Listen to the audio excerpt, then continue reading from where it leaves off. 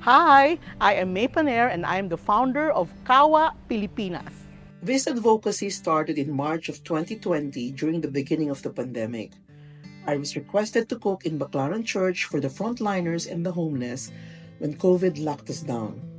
I was well aware of the risk, but it was also very fulfilling that it led me to start our own community kitchen in my house. We gave birth to Kawa Pilipinas in my garage on August 3, 2020.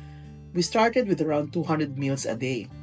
Pero sa dami ng frontliners, stranded at nagugutom, my garage became too small for our operation.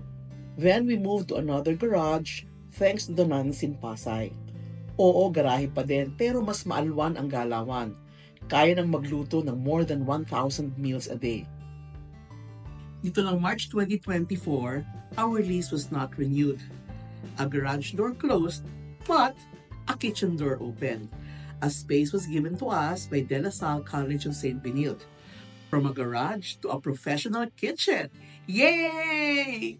At dahil school-based, more and more students came. Saya. Volunteers from different indigent communities and city jail officers helped. Also, the justices of the Supreme Court and members of their chambers came to donate and volunteer.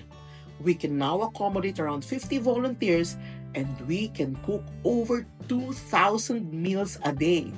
More stomachs are full, kaya masaya ang feeling. Fulfilling!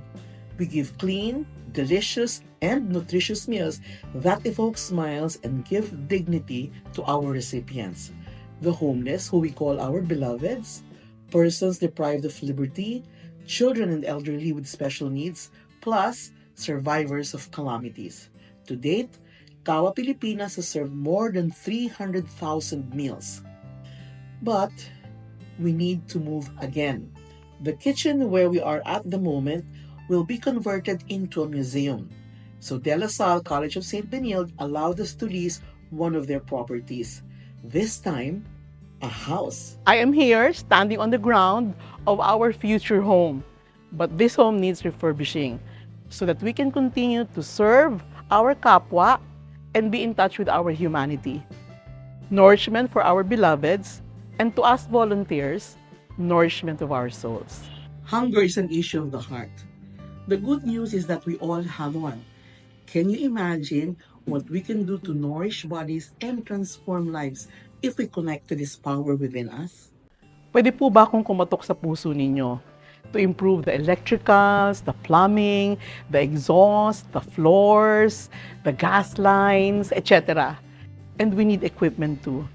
This house really needs some loving. Tulungan niyo po kami. We need 3 million pesos to convert this house into an efficient soul kitchen. We are Kawa Pilipinas Foundation Incorporated and we need your help. Can you be one of our co-creators to refurbish our home? In truth, we are all connected. We are one. Maraming salamat po.